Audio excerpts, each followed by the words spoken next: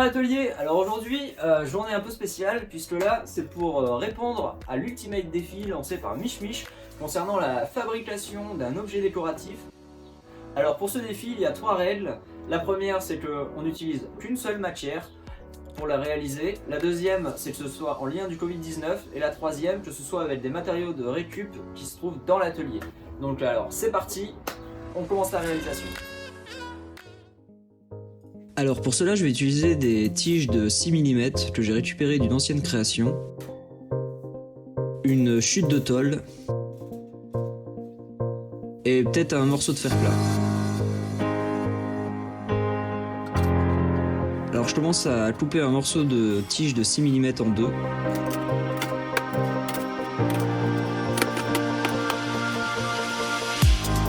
Puis j'assemble toutes mes petites chutes.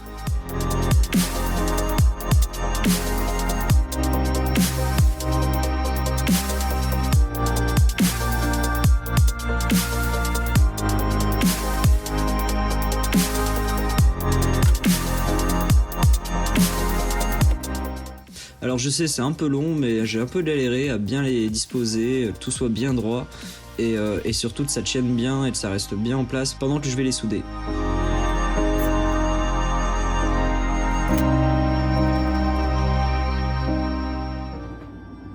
Bon, petite précision sur ces gants-là. À la base, j'ai acheté ces gants-là parce qu'ils étaient anti-feu.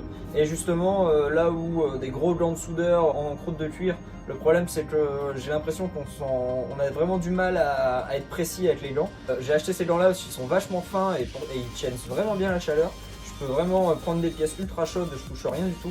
La seule particularité de ces gants-là, c'est que ce côté-là, c'est nickel. Par contre, de ce côté-là, bon bah c'est un peu plus compliqué parce qu'on est directement sur le tissu. Et là, le gros problème, c'est qu'ici, on a un petit trou même d'ailleurs. Donc j'ai souvent tendance à avoir des petits gratons qui partent dans le gant.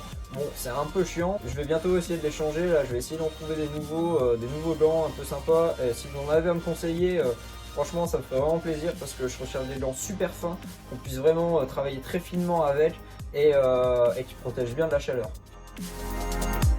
Alors c'est parti pour la soudure.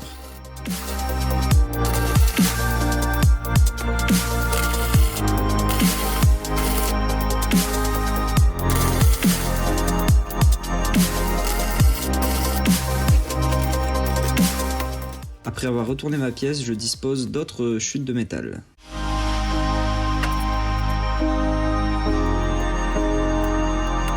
Que je redécoupe si besoin, aux bonnes mesures.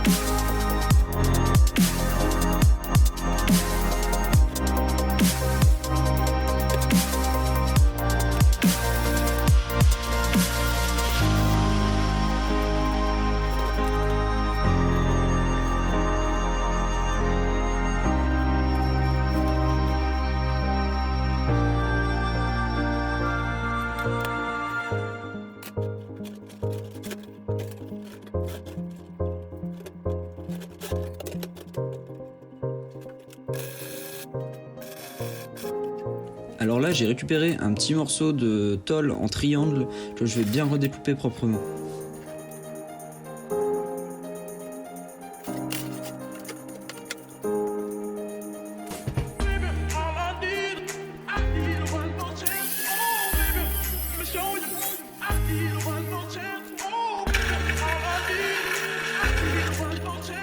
J'avance un peu mon meuble pour pouvoir accéder à ma plieuse qui se trouve derrière.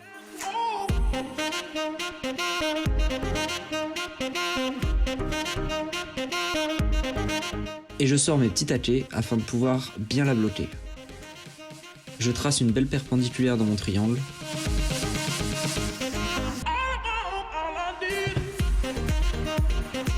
Et c'est parti pour le pliage.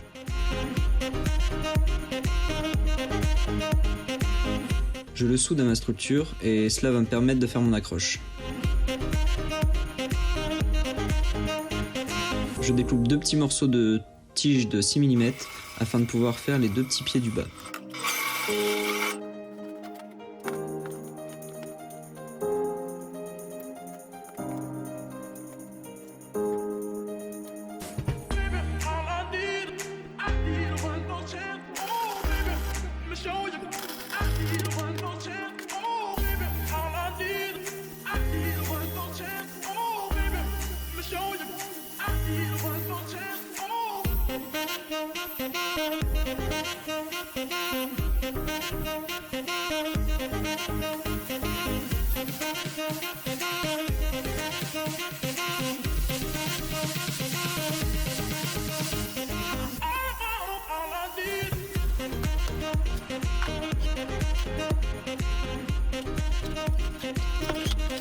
J'ai sorti ce petit disque pour essayer parce que là, c'est un petit disque que j'ai acheté il y a pas très longtemps et je m'en étais pas encore servi pour voir un peu ce que ça donne et voir éventuellement pourquoi pas laisser une petite finition avec un vernis.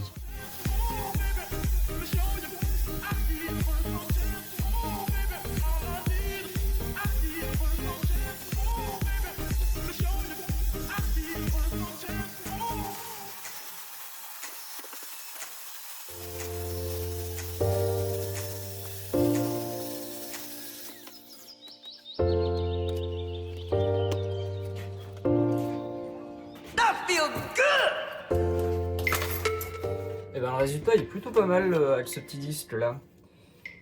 Bon, il y a quand même des endroits où j'arrive pas à atteindre, donc je pense que je vais quand même le peindre. Je vais peut-être pas le laisser polir comme ça, je vais le peindre en noir. Mais c'est dommage, mais en fait il aurait fallu éventuellement le faire avant la soudure. Et là ça m'aurait pas posé de problème. Je le saurai pour la prochaine fois, franchement ce petit disque abrasif là il est vraiment pas mal quoi. Il y a un beau résultat, plutôt lisse, il est vraiment pas mal.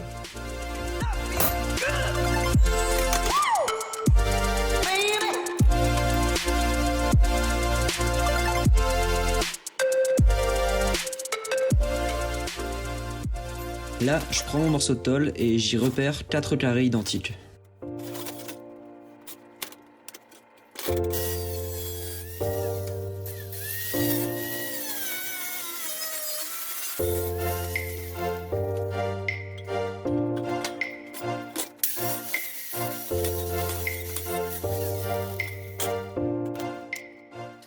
J'en profite de ce moment-là pour vous présenter ma petite plieuse que j'ai réalisée en regardant la vidéo de Nick Hofmaker l'année dernière et elle est vraiment plutôt pas mal. Je me suis juste permis de rajouter sur le bras une petite molette afin de pouvoir démonter l'axe si besoin pour la transporter et mes 2 petits taquets que vous avez vu tout à l'heure pour fixer avec des serre-joints.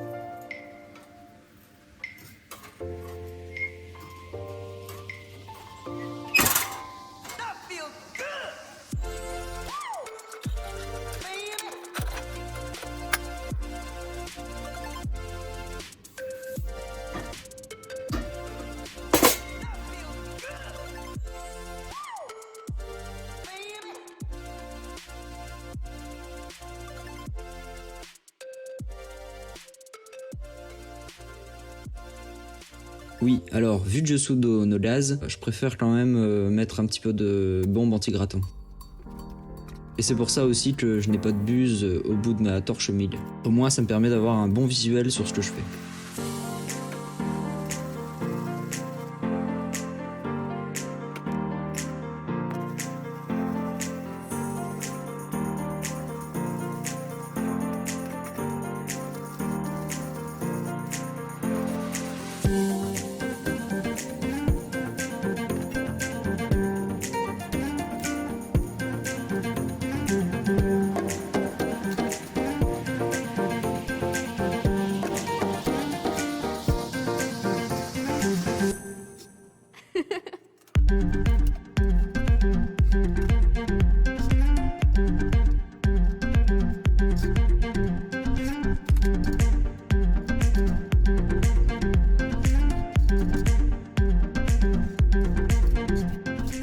Alors j'ai pas encore installé de support sur ma Holzmann pour couper de la tôle, mais bon là pour l'instant pour dépanner ça marche quand même. Mais le problème là c'est que je viens de me rendre compte que ma tôle elle passe pas dedans, donc je la finis avec ma petite scie sabre pneumatique.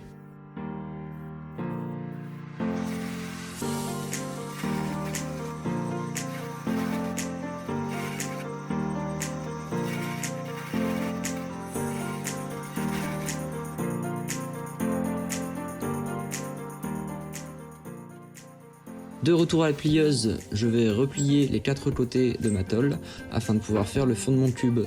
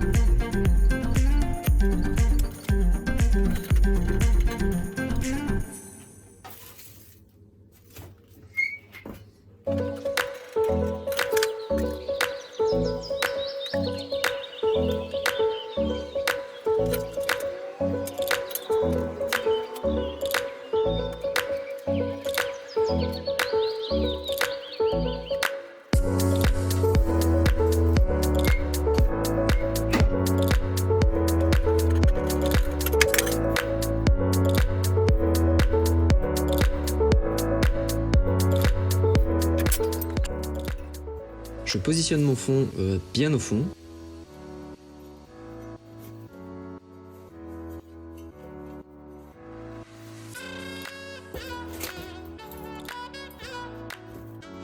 Et ensuite, c'est parti pour la soudure.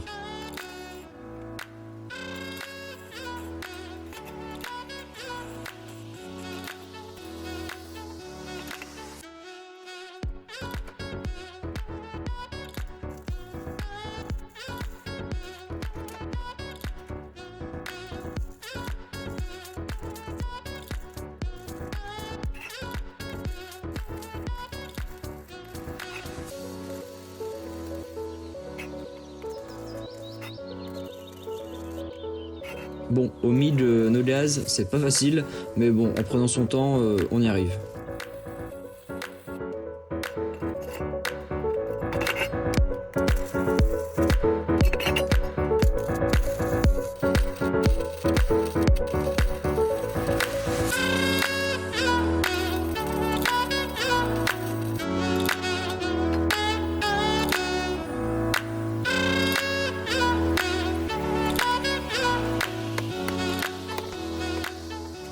Maintenant, je vais fabriquer un petit système pour l'attacher sur le treillis, mais que je puisse enlever si besoin.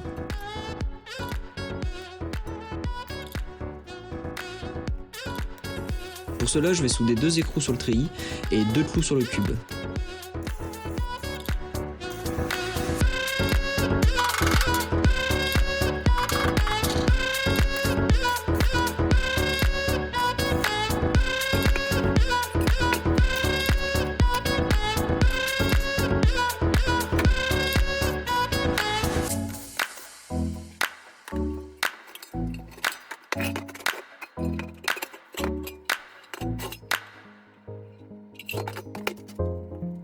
Je soude un petit attelé afin de m'assurer que mon cube soit bien droit.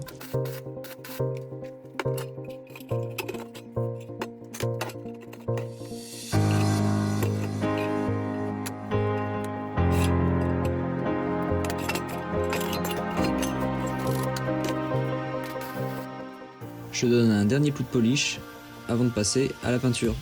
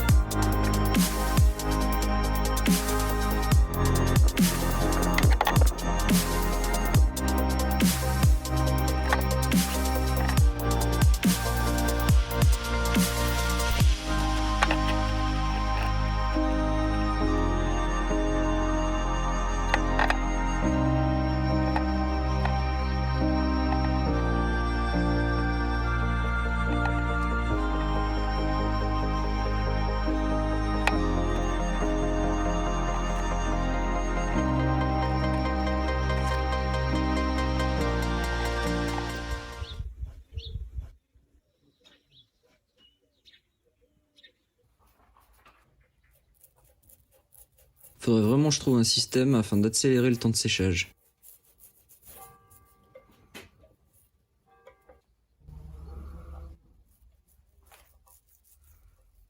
J'ai trouvé une solution, c'est vraiment bien. Bon, ça fait un peu de bruit, mais ça marche.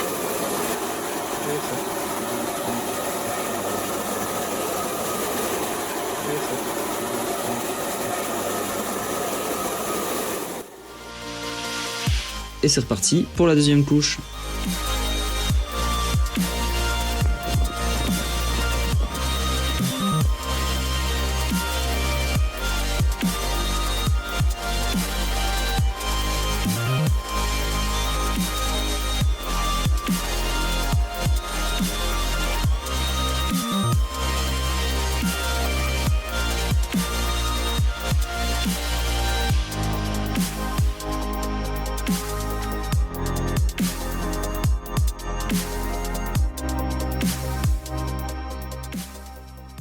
Afin de donner un petit côté forgé à la tôle, je vais repasser au rouleau plusieurs fois pendant le séchage.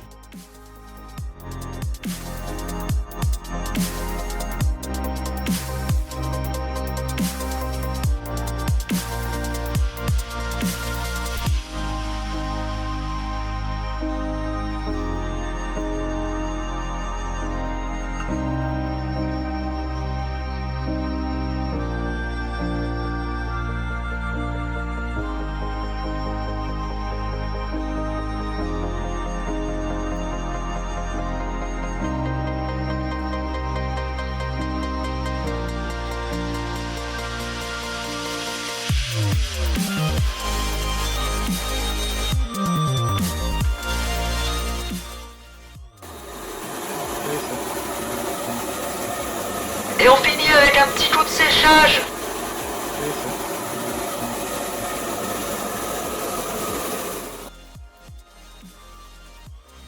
Alors voilà, maintenant le support est terminé, on va pouvoir passer à son accroche et à son contenant. Alors pour cela, on va utiliser du terreau, de l'akadama. Pour ceux qui connaissent pas l'akadama, c'est une terre japonaise utilisée dans l'art du manzai. Elle a des propriétés super nourrissantes, super drainantes, et c'est pour ça que je vais m'en servir. Alors si vous en avez pas, vous pouvez aussi utiliser du sable. Avec également des billes d'argile, un petit godet, un arrosoir, et notre contenant. Alors comme vous l'avez compris, on va faire un peu de jardinage, donc là je vous présente un de mes pieds d'aloe vera sur lequel on va faire une petite bouture. Alors voici le résultat, bon j'ai voulu filmer à la base mais au final je suis tombé à un court de batterie, donc bon bah j'ai raté cette étape là. Bon. Et la chose à savoir sur l'aloe vera, c'est pour prélever une feuille, mieux vaut la casser que la couper. Elle cicatrisera beaucoup plus vite.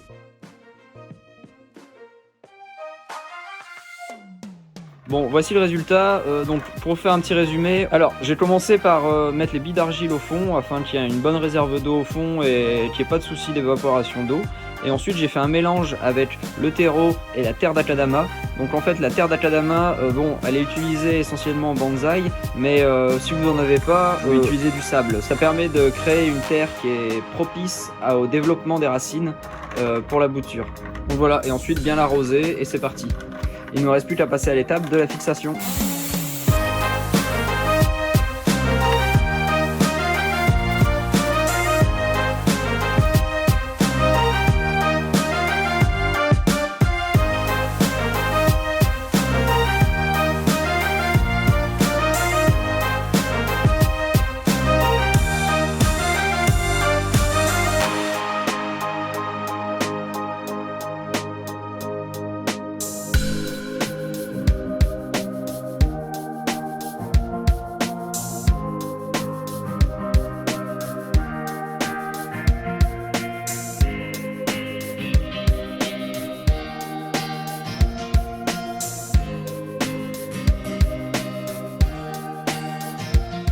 Voilà, cette petite vidéo est maintenant terminée, donc Mich, je te laisse voir si le défi est bien relevé.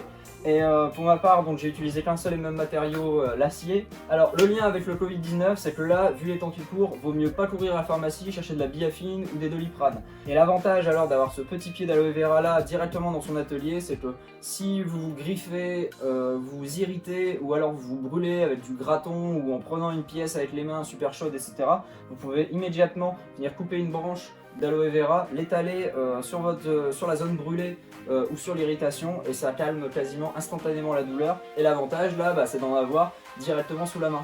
Alors voilà, par ces temps de confinement, et pour se soigner, on fait comme on peut, on a recours aux plantes.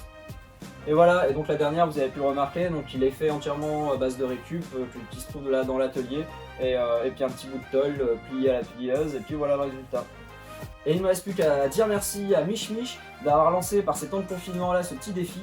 Clairement, bon, c'est pas que j'ai été sans rien faire, mais ça m'a fait vraiment plaisir de faire une petite pause pour réaliser ce petit objet pour le défi, c'était vraiment cool. Et n'hésite pas à aller voir les vidéos des autres makers qui ont réalisé ce défi avec le hashtag UltimateDéfi3.